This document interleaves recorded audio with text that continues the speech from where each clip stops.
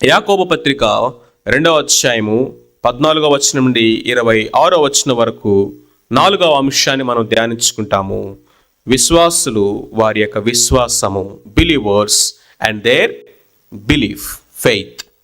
విశ్వాసము గురించి ఇక్కడ మాట్లాడుతూ ఉన్నప్పుడు 2 రకాలైనటువంటి విశ్వాసాలని ఈ వాక్య భాగంలో భక్తుడు ఇక్కడ వివరిస్తూ ఉన్నాడు. మొట్టమొదటిది డెడ్ ఫెయిత్, మృతమైన విశ్వాసము.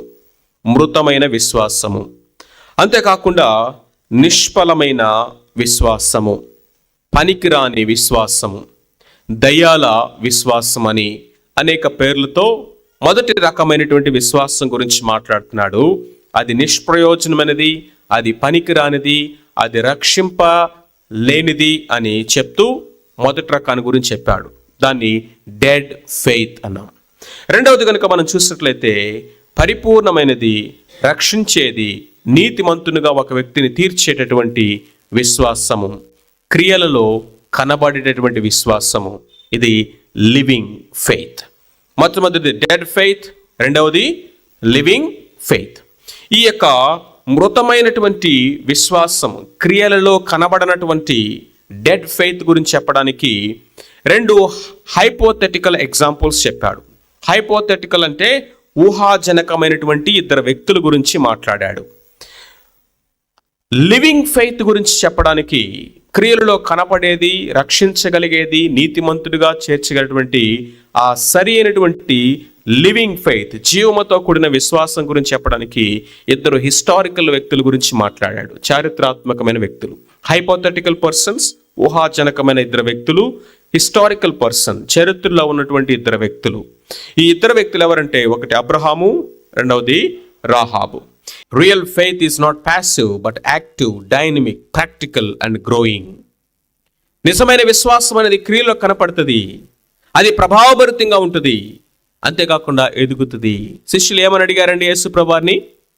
లూకాసు వార్త 17:5లో, ప్రభువా మా విశ్వాసమును వృద్ధి పొందించుము, increase our faith, increase our faith. యేసు క్రీస్తు ప్రభువారు ఆయన గాలిని, సముద్రాన్ని గద్దించిన తర్వాత లూకాసు వార్త 8:25లో ఏమంటున్నాడు? Where is your faith? మీ విశ్వాసము ఎక్కడా? మీ విశ్వాసం ఎక్కడా అని ప్రభు అడగటంలో ఉద్దేశం ఏంటి? క్రియలలో అవి కనపడలేదే. It's not simple a concept, అది క్రియలలో కనపడేది, జీవించేటువంటిది. అయితే ఇప్పుడు నిజమైనటువంటి విశ్వాసము లేకపోతే లివింగ్ ఫెయిత్ గురించి మాట్లాడుతూ 2 వ్యక్తుల్ని పరిచయం చేస్తున్నాడు. 21 నుంచి 26 వరకు మనం చూసినట్లయితే, మొట్టమొదటి వ్యక్తి ఎవరు? మన పితరుడైన Abraham, a Hebrew patriarch, a father of Israel, a friend of God, father of faith. విశ్వాసులకు తండ్రి అని పిలువబడి దేవుని స్నేహితుడిని బిరుదు పొంది ఇశ్రాయేలుకు మూల పురుషుడైనటువంటి ఇదిగో అబ్రహామును గురించి మాట్లాడుతూ ఉన్నాడు. అబ్రహాము గురించి ఇక్కడ ఏమంటున్నాడు చూడండి. తన కుమారుడైన ఇస్సాకును బలిపీఠం మీద అర్పించినప్పుడు అతడి క్రియల వలన నీతిమంతుడని తీర్పు పొందలేదా? అబ్రహాము దేవుని నమ్మెను. ఎప్పుడు నమ్మాడండి అబ్రహాము దేవుణ్ణి? చెప్పండి. ఇస్సాకును బలి అర్పించిన రోజు నమ్మాడా? ఎప్పుడు? అసలు దేవుడు పిలిచినప్పుడే ఆయన నమ్మాడు. అందుకనే చూడండి, జెనసిస్ ఆదికాండము 15:6 చదవండి. ఆదికాండం 15:6. అతడు యెహోవాను నమ్మెను, ఆయన అది అతనికి నీతిగా ఎంచెను. అతడు యెహోవాను నమ్మెను, ఆయన అది అతనికి నీతిగా ఎంచెను. అబ్రహాము దేవుని నమ్మెను, అది అతనికి ఆయన నీతిగా ఎంచెను. ఇది డిక్లరేషన్ ఆఫ్ ఫెయిత్. మొట్టమొదటి చెప్పండి, డిక్లరేషన్ ఆఫ్ ఫెయిత్ అంటే అబ్రహాములో ఉన్నటువంటి విశ్వాసాన్ని దేవుడు నీతిగా ఎంచి డిక్లేర్ చేస్తుంది. మరి డెమాన్స్ట్రేషన్ ఆఫ్ ఫెయిత్ ఎక్కడ జరిగింది? అతనిలో ఉన్నటువంటి విశ్వాసాన్ని దేవుడు ఎప్పుడు పరీక్షించాడు? ఆదికాండము 22వ అధ్యాయంలో 9 నుంచి 12 వరకు మనం కనుక చూసినట్లయితే, ఎప్పుడైతే అబ్రహాము ఆ యొక్క కత్తి పైకెత్తాడో అప్పుడే దేవుడు అన్నాడు, అబ్రహామా ఆగు. విశ్వాసం వలన అబ్రహాము తన కుమారుని, ఏక కుమారుని బలిగా అర్పించెను. He offered his son. He offered. ఇక్కడ కూడా అదే రాశాడు కదా, ఈయన ఏమన్నాడు? పితరుడైన తన కుమారుడు ఇస్సాకును బలిపీఠం మీద అర్పించినప్పుడు, బలిపీఠం మీద అర్పించేశాడు బలిని. తన హృదయంలో అబ్రహామట తన కుమారుని 2 ముక్కలుగా ఖండించేశాడట. తన మనస్సులో, తన హృదయంలో, తన యొక్క ఆ ఎమోషన్స్ లో అబ్రహాము తన కుమారుణ్ణి బలిగా ఇచ్చేశాడు, ముక్కలు చేసేసాడు. దేవుడు అది చూశాడు. జాగ్రత్తగా వినండి. The declaration of faith and demonstration of faith రెండు కూడా అబ్రహాము యొక్క జీవితంలో కనపడుతున్నాయి. అబ్రహాము దేవుని నమ్మెను అని చెప్పి తర్వాత ఏమన్నా తెలుసా? ఆ దేవుణ్ణి నమ్మినటువంటి ఆ విశ్వాసము క్రియలలో అతడు కనపరిచాడు. దిస్ ఈజ్ జెన్యూన్ ఫెయిత్ అంటున్నాడు. అబ్రహాము విశ్వాసం వల్లనే నీతిమంతుడిగా తీర్చబడ్డాడు, క్రియల వల్ల కాదు. No doubt at all. 15:6లోనే చెప్పేశాడు ఆ మాటని. అబ్రహాము దేవుని నమ్మెను, అది అతనికి నీతిగా ఎంచబడెను. క్లియర్. అయితే ఆ నీతి, ఆ విశ్వాసము అతడు క్రియలలో కనపడటం వలన అది పరిపూర్ణమైంది. Abraham's faith was tested. Abraham's faith was attested. Abraham's faith was approved and appraised. Abraham విశ్వాసము అది పరీక్షించబడింది, పరీక్షకు నిలిచింది, అంతేకాకుండా ప్రశంసలను పొందింది. అందుకనే దేవుడు ఏమన్నాడు తెలుసా? ఇక నీ పేరు అబ్రాహాము కాదు, అబ్రహాం అన్నాడు. దీనిని బట్టి నువ్వు నన్ను ప్రేమిస్తున్నావని రుజువు చేసుకున్నావు. అబ్రహాము దేవుని విశ్వాసులకు తండ్రి అనేటువంటి బిరుదును, దేవుని స్నేహితుడైనటువంటి బిరుదును అతను పొందాడు. ప్రియులారా, saving faith is obedient faith. రక్షించే విశ్వాసము, దేవుని మన్నలను, ప్రశంసలను పొందుకునే విశ్వాసం ఏంటో తెలుసా?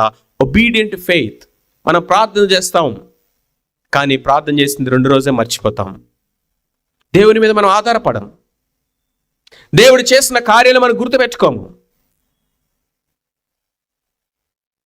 నాలెడ్జ్ ఉంది, కానీ ఒబీడియన్స్ లేదు.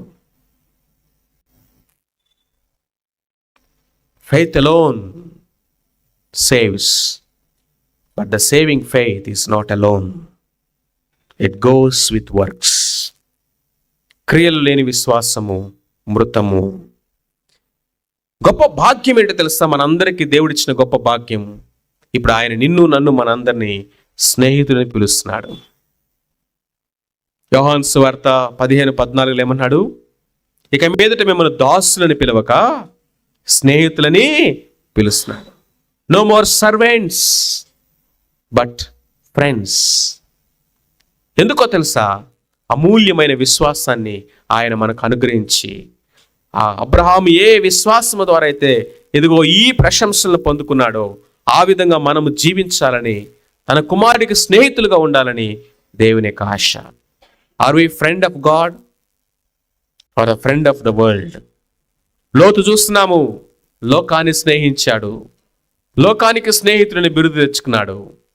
అబ్రహామును మనం చూస్తున్నాము, దేవుని నమ్మాడు, ఆ విశ్వాసాన్ని క్రియల్లో కనపరిచాడు, లోబడ్డాడు, దేవుని స్నేహితుడిని బిరుదు పొందాడు. ప్రియ సహోదరుడా, సహోదరి, ఎవరికి స్నేహితుడిగా నువ్వు ఉన్నావు? ఇంప్యూటెడ్ రైచియస్నెస్, ఇంప్లాంటెడ్ రైచియస్నెస్ అవ్వాలి.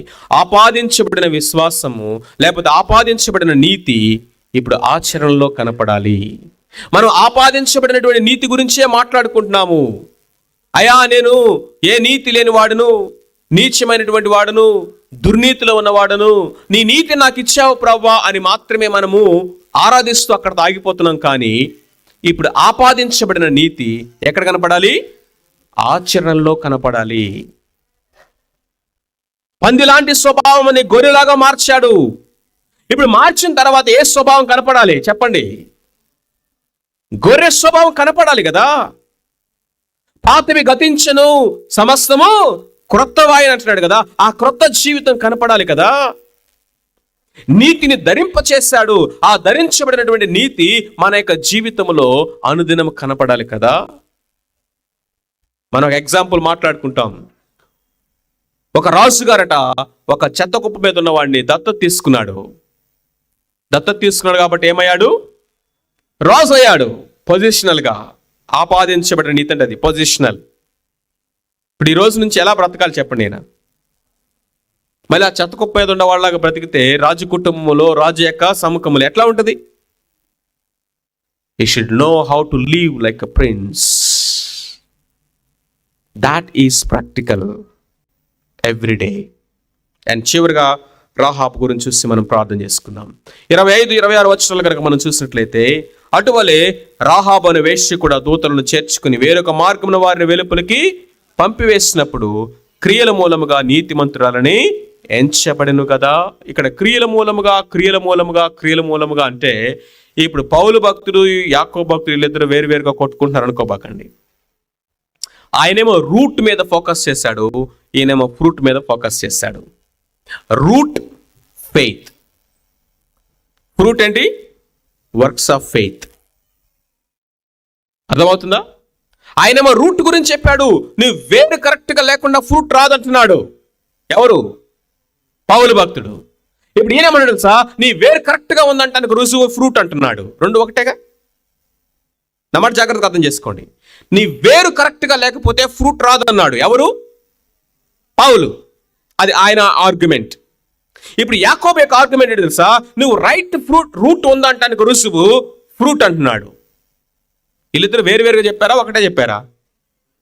ఒకటే చెప్పారు, వేరువేరుగా చెప్పారు, అంతే తేడా. అర్థమవుతుందా? విశ్వాసం ద్వారానే కృపచేతనే రక్షించబడ్డావు, అది క్రియల వల్ల కాదు అన్నాడు. యాకోబు అంటున్నాడు, నిన్ను రక్షించిన విశ్వాసం నిజమైన విశ్వాసం అయితే అది క్రియల్లో కనపడాలి అంటున్నాడు. ఆయన మనం రక్షించింది సత్క్రియలు చేయడానికే. మారు మనస్సుకు తగిన ఫలము ఫలించండి, లేకపోతే అది మారు మనసే కాదు. ఇక్కడ చూడండి, చాలా అద్భుతమైన విషయం ఏంటో తెలుసా? రెండు ఎగ్జాంపుల్ ఎంత బ్యూటిఫుల్ కాంట్రాస్ట్ ఉంటుందో చూడండి. ఒక ఆయనేమో గ్రేట్ మ్యాన్ ఆఫ్ గాడ్, దేవుని స్నేహితుడు, ఇజ్రాయెల్కు మూల పురుషుడు. అర్థమవుతుందా? Morally perfect. ఇంకొక ఆమె పేగన్, కానానైట్ ఉమన్, ప్రాస్టిట్యూట్. సామాజికంగా, సోషల్గా కనుక మనం చూసినట్లయితే not up to the profile. వీళ్ళిద్దరిని బైబిల్లోనే విశ్వాసులకు తండ్రి అని పిలువబడి, దేవుని స్నేహితుడిని పిలువబడి, గొప్ప సేవకుడుగా ఉన్నటువంటి అబ్రహాముని తీసుకొచ్చి, రాహాబుని తీసుకొచ్చి ఇద్దరిని ఒకే లిస్టులో పడేశాడు. ఇద్దరు ఒకే లిస్టులోకి వచ్చేసారు, ఇద్దరు ఒకే లైన్లోకి వచ్చేసారు, ఇద్దరు ఒకే కేటగిరీలోకి వచ్చేసారు. A prostitute and a patriarch is on the same position and the same place. కారణం ఏంటో తెలుసా? వాళ్ళిద్దరూ పాపులే, వాళ్ళిద్దరికి కావాల్సింది దేవుని కృపే. వారిద్దరూ విశ్వాసం ఉంచారు, విశ్వాసాన్ని క్రియల్లో కనపరిచారు. ఇద్దరు కూడా దేవుని నీతిమంతులని తీర్చబడ్డారు. రాహాబు యొక్క విశ్వాసం గురించి ఒకసారి మనం చూద్దాం. యెహోషువ గ్రంథము 2వ అధ్యాయము 2 మాటలు చూసుకుందాం రండి. యెహోషువ గ్రంథము 2వ అధ్యాయం తీయండి. Book of Joshua 2nd chapter. ఈమెలో ఉన్న విశ్వాసం చూడండి ఎలాంటిదో. మొట్టమొదటిగా చూసినట్లయితే, she heard about the God of Israel. Israel యొక్క దేవుడి గురించి ఆమె మొట్టమొదటిగా విన్నది. 10వ వచనం చదవండి. మీరు ఐగుప్తు దేశం నుండి వచ్చినప్పుడు మీ ఎదుట యెహోవా ఎర్ర సముద్రమును నీరుని ఎలాగో ఆరిపోజేసెనో, యొర్దాను తీరమునున్న అమోరీయుల ఇద్దరు రాజులైన సీహోనుకును ఓగునుకు మీరేమి చేసితిరో, అనగా మీరు వారిని ఎలాగూ నిర్మూలన చేసితిరో ఆ సంగతులు మేము. ఫస్ట్ వర్డ్ ఏంటి చెప్పండి? She heard about the God of Israel. వినుట వలన విశ్వాసము కలుగును. వినుట క్రీస్తుని గురించిన మాట. ఏమి విన్నదయ్యా? దేవుని గురించి విన్నది, దేవుని కార్యాల గురించి విన్నది, ఆయన చేసినటువంటి సాహస కార్యాల గురించి విన్నది. Faith begins hearing. విశ్వాసం ఎక్కడ ప్రారంభం అవుతుందో తెలుసా? దేవుని యొక్క వాక్యము వినుటలో స్టార్ట్ అవుతుంది. విన్నది. రెండవది చూడండి, 9వ వచనం చదవండి. యెహోవా ఈ దేశమును మీకు ఇచ్చుచున్నాడనియు, మీ వలన మాకు భయము పుట్టిననియు, మీ భయము వలన ఈ దేశ నివాసులందరికీ ధైర్యము చెడుననియు చూడండి, నేను ఎరుగుదును. I know it. 11వ వచనం చదవండి. మేము వినినప్పుడు మా గుండెలు కరిగిపోయెను, మీ దేవుడని యెహోవా పైన ఆకాశమందును కింద భూమి అందును దేవుడే, మీదుట ఎట్టి మనుషులకైనను ధైర్యము. I know it. నేను ఎరుగుదును అనేది అర్థమేంటి తెలుసా? She heard it and she believed it. నమ్మింది. ఆమె విన్నది. రెండోది ఏం చెప్పండి? ఆమె నమ్మింది. ఆ నమ్మకము ఆయన దేవుని దగ్గర నేను ఎరుగుదును, మీ దేవుడి పైన ఆకాశమందును కింద భూమి మీద ఆయన దేవుడే, నేను ఎరుగుదును. మూడవది కనుక మనం చూసినట్లయితే 12వ వచనం చదవండి.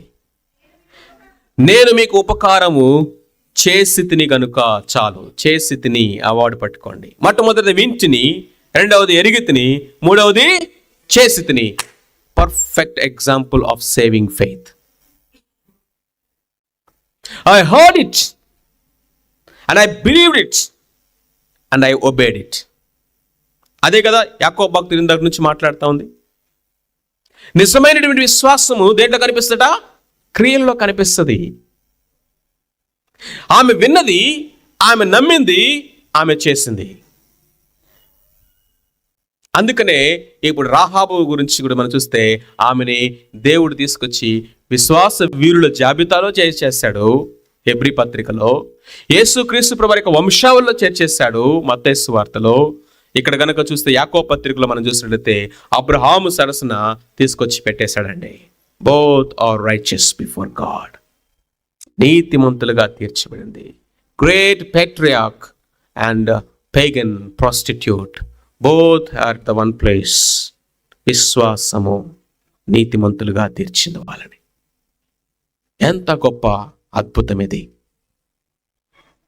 అంతేకాదు రాహాబట విశ్వాసము ద్వారా యెరికో యొక్క నాశనాన్ని చూడగలిగిందట. She could foresee the damnation of Jericho. Hence, she could foresee the salvation of her family. యెరికో యొక్క నాశనాన్ని కూడా ఆమె ముందే చూడగలిగింది. అంతేకాకుండా తన కుటుంబం యొక్క రక్షణను కూడా ఆ ముందుగానే చూడగలిగింది కాబట్టే కదా ఏమనింది? మీరు ఈ పట్టణాన్ని నాశనం చేసినప్పుడు చేశారు, ఇంకా ఈ పట్టణాన్ని మీరు వశపరుచుకున్నప్పుడు, దీన్ని నాశనం చేసినప్పుడు, దీన్ని కంప్లీట్గా మీరు ఇన్వైట్ చేసినప్పుడు నన్ను, నా కుటుంబాన్ని జ్ఞాపకం చేసుకోవాలని.